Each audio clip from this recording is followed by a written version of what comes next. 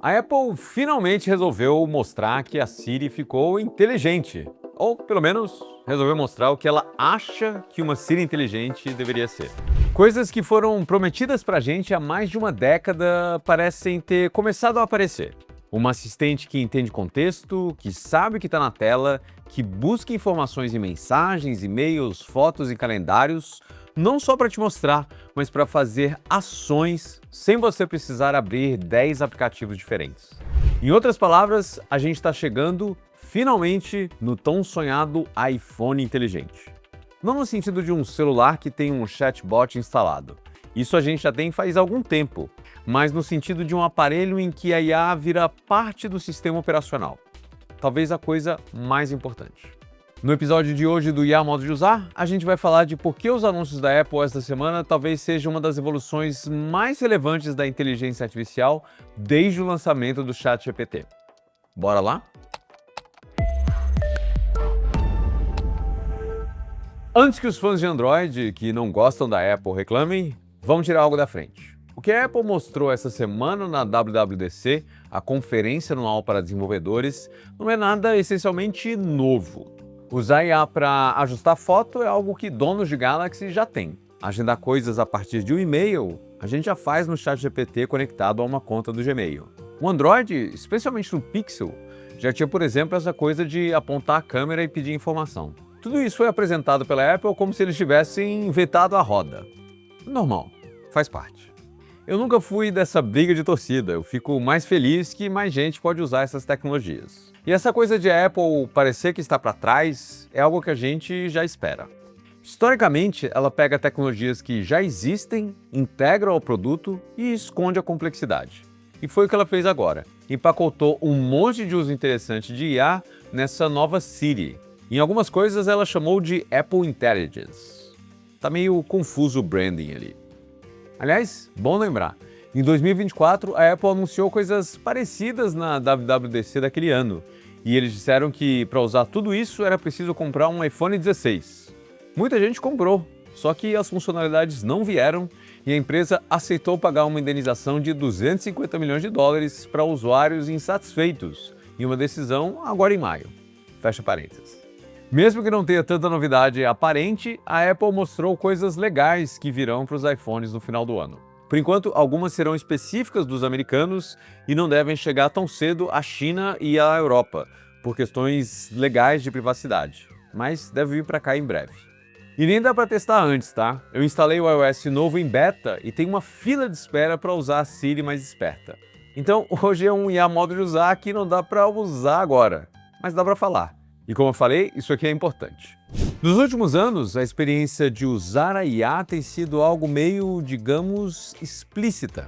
Você abre o ChatGPT, você abre o Claude, o Gemini, você escreve um prompt, espera uma resposta, depois copia e cola em outro lugar. É algo, obviamente, poderoso e útil. É só voltar nos 80 episódios que a gente fez para lembrar isso. Mas ainda é uma experiência meio separada do resto do computador ou do smartphone. A Apple quer fazer a IA desaparecer, no sentido de transformar isso em algo mais parecido com eletricidade ou a conexão à internet. Você não pensa que está usando a IA, mas ela está ali em todo o sistema, que, de novo, era a promessa da Siri, uns 15 anos atrás. O exemplo que eles deram: você está olhando para uma foto, aperta o botão físico da Siri e pergunta onde é aquilo. Depois, continua a conversa e pergunta se o amigo não disse que morava perto. Ela cata a mensagem e já planeja o próximo passo. Ou olhar uma tabela da Copa do Mundo no celular, olhar para um jogo e pedir receitas de pratos típicos para fazer uma festa. Tudo contextual e tudo, pelo menos aparentemente, a gente ainda precisa testar, bem suave e invisível. E a Apple não faz isso parecer muito complicado. Tipo, a gente está falando aqui bastante de uso de agentes e a agêntica e sei lá o quê. É só o que o Google, o Anthropic e o OpenAI falam esses dias. Mas eu contei só 3 vezes que esse termo foi usado na conferência da Apple. E não é porque os agentes não estão trabalhando, é só que ela não quer adicionar complexidade. Dava para você criar automações bem poderosas usando esse app de atalhos, mas na real pouca gente usa. Mas agora com a IA, dá para qualquer um criar mini programações. O exemplo que eles deram foi de uma pessoa pedir para a Siri criar um sistema que sempre avisasse o Pedro Foi a Apple que deu esse nome. Quando estivesse saindo do trabalho com um tempo estimado. Aí no background o agente está indo lá, criando uma automação, conectando mapas e mensagens, tudo, de novo, invisível. Aliás, mesmo quando a Siri não atua, tem IA embarcada ali.